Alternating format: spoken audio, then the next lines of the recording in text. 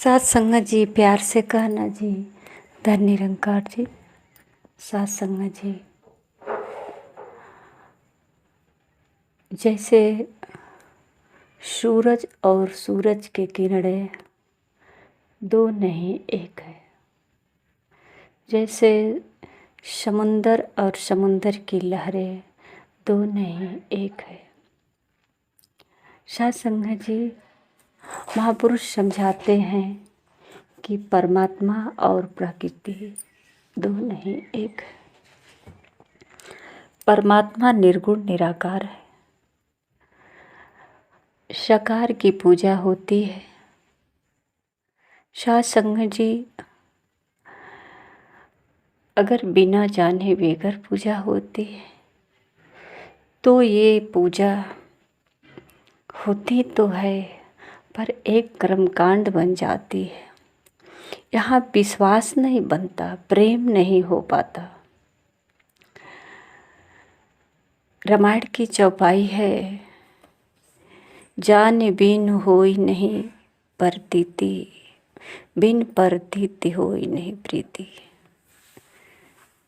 अगर बिना जाने ही हम किसी को कैसे पूजा कर सकते हैं, कैसे स्मरण कर सकते हैं? किसी को जाने नहीं, पहचाने नहीं, उसका ध्यान कैसे कर सकते हैं? उसकी पूजन कैसे कर सकते हैं? उसे क्या चाहिए, क्या चढ़ाए? साथ संगत जी, जब तक गुरु नहीं मिलता है तब तक ये भेद भी नहीं खुलता है। साकार की पूजा करते करते बिना जाने या तो देखा देखी की पूजा करते हैं। अगर परमात्मा है जल में, थल में, वृक्ष में, पहाड़ में, तो साथ संगत जी, हमें विश्वास भी तो होना चाहिए। हम पहाड़ की पूजा करते हैं तो हमें विश्वास हो जाना चाहिए, इससे प्रेम होना चाहिए। अगर जिस फूल में खुशबू नहीं होता है, साथ संगत जी, उस फूल का क्या महत्व होता है? साथ संगत जी,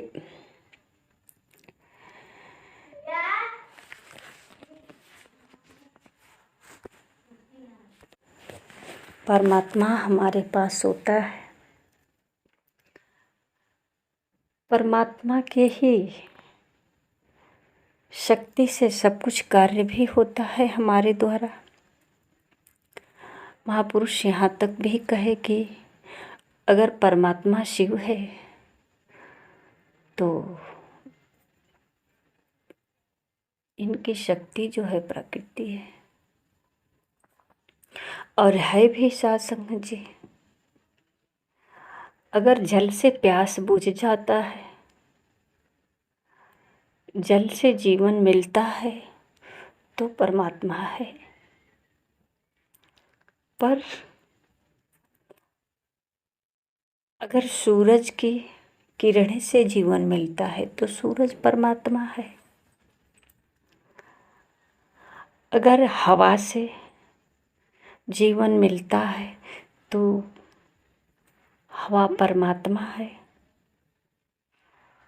साथ संगत जी, पर परमात्मा है कौन? ये सारे तो हमारे प्राण ही हैं।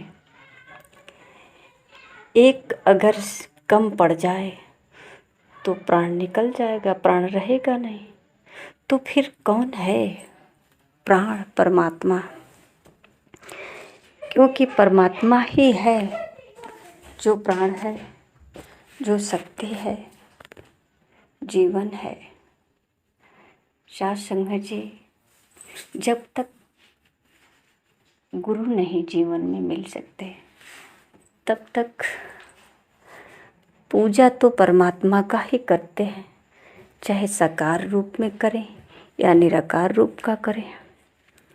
पर विश्वास और प्रेम ये दोनों नहीं हो पाता है।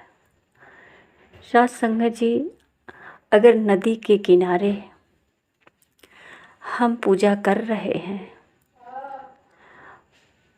नदी के किनारे अगर हमें यकीन है कि ये गंगा मैया हैं, हम इनको चुनरी चढ़ाएं, तो विश्वास होना चाहिए कि ये गंगा मैया हैं, शक्तिशाली हैं, ये परमात्मा हैं, परमात्मा की शक्ति हैं। पर सासंग जी, इतनी अज्ञानता होती है वहाँ पे कि हम नदी में नहाते हैं, उसी में मुँह धोते हैं, उसी में कपड़ा धोते हैं और फिर वहीं पे जो है प्रसाद चढ़ाते हैं, चुंदरी चढ़ाते हैं, वहीं लड़ाई झगड़ा भी हो जाती है। थोड़ा भी भय नहीं होता कि गंगा मैया यहाँ पे हैं। अभी अभी तो मैंने इनको प्रसाद चढ़ाया, चुंदरी चढ़ाया, ये स्वीकार कर ली, तो हमारा यहाँ जो खुरपाती व्यवहार है, क्या ये गंगा मैया को अच्छा लगेगा? साथ संगत जी, ये तो हमने अपना एक संतावना के लिए, अपने आप को बोध करने के लिए, संतुष्ट रखने के लिए एक नाटक किया। पता तो नहीं है कि गंगा मैया इस चुनरी को स्वीकार की या नहीं की, प्रसाद खाएं या नहीं खाएं, हमने जो किया ये सही किया या नहीं किया, बस किया। ये करना चाहिए, इतना ही ज्ञान है। सच में अगर गुरु के द्वारा जानकारी हो जाए, जानो बिन जाने होई नहीं प्रतीति, बिन प्रतीति होई नहीं प्रीति। कैसे बिना किसी को जाने पहचाने कैसे पूजा कर सकते हैं, कैसे प्रेम कर सकते हैं? साथ संगत जी, आज जितने भी मिसाल हमारे सामने है, अगर देखा जाए तो सबके जीवन में गुरु हैं। साथ संगत जी, अंगुलीमाल डाकू को कहते हैं कि बहुत खूंखार डाकू था, सबको मारते काटते, उस रास्ते से कोई आता जाता नहीं, रास्ते बंद हो गया था। और एक दिन भगवान बुद्ध उसी रास्ते से जाने लगे। लोगों ने रोका कि उधर मत जाइए, उधर एक बहुत खूंखार डाकू रहता है, जान मार देता है। बुद्ध जी ने चले गए और अंगुलीमाल डाकू ने भगवान बुद्ध को आवाज़ दिया, ठहरो। भगवान बुद्ध जी ने चलते रहे, फिर दोबारा आवाज़ लगाया, ठहरो। साथ संगत जी, जब तीसरी बार आवाज़ लगाया तो बुद्ध जी ने रुक कर कहा, मैं तो ठहर गया, तुम कब ठहरोगे? महापुरुषों के आँखों में, वचनों में, दर्शन में इतनी आकर्षण होती, इतनी शक्ति। यही है परमात्मा, निर्गुण निराकार साकार रूप में प्रकट होते हैं। और अंगुलीमाल डाकू को अपनी बातों से बदल डाले और भगवान बुद्ध के चरणों पर गिर करके, नतमस्तक हो करके अपना जीवन सफल बना लिया। साथ संगत जी, जब तक कोई हम राही न आए तो हमें राह कौन दिखाएगा, कौन बताएगा कि आपको करना क्या है, हम क्या करेंगे?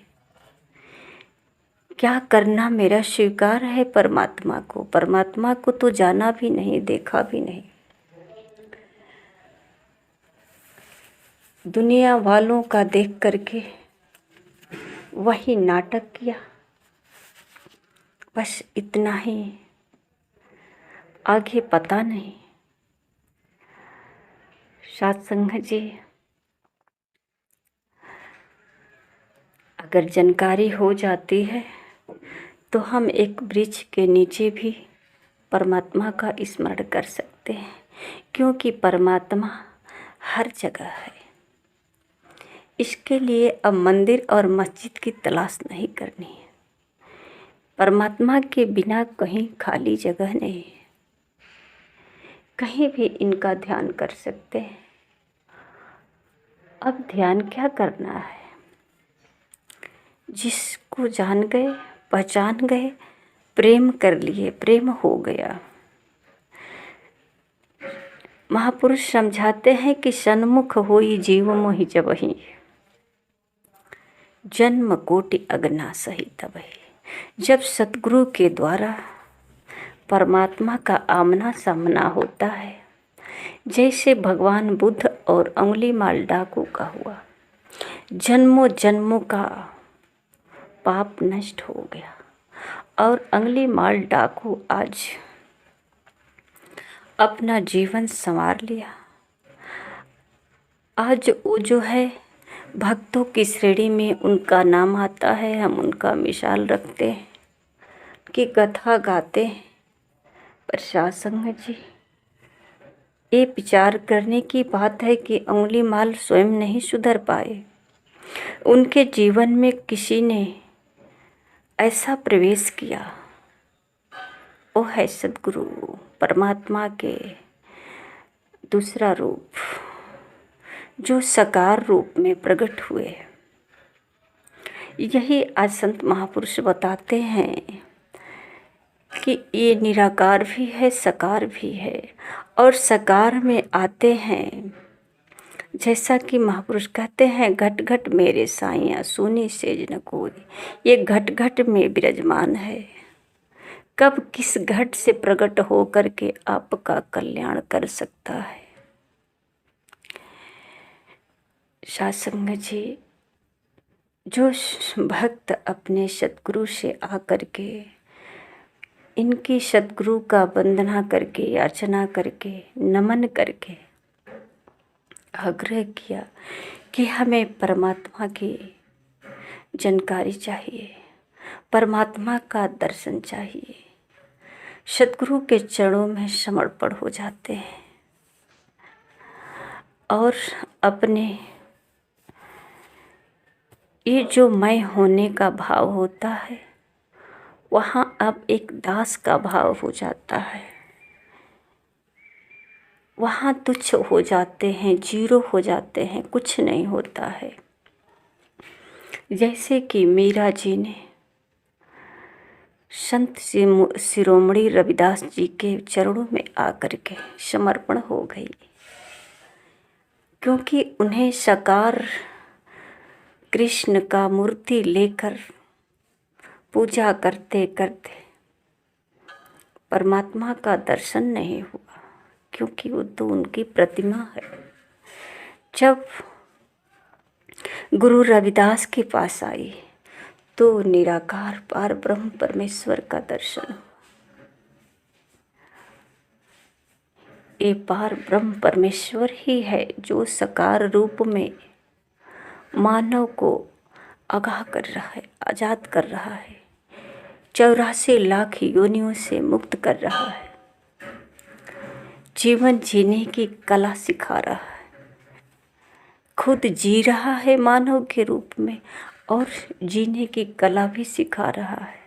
हर युग में ऐसा हुआ है, हर युग में ऐसा हुआ है। भगवान मानव रूप में संसार में आकर के जो इनके चरणों में आए, उनका हम सफर बन गए, उनका जीवन भवसागर से पार कर दिए, वो अमर हो गए, मर करके भी नहीं मरे। आज इतिहास में, मिसाल में, उदाहरण में हर जगह इनका नाम आता है। सत्संग जी, ऐसा कोई नाम नहीं जो बिना गुरु के हो। तो आइए सत्संग जी, हमारे जीवन में गुरु हो, हम तत्वदर्शी गुरु का खोज करें। सत्संग जी, प्यार से कहना जी। धन्य निरंकार जी।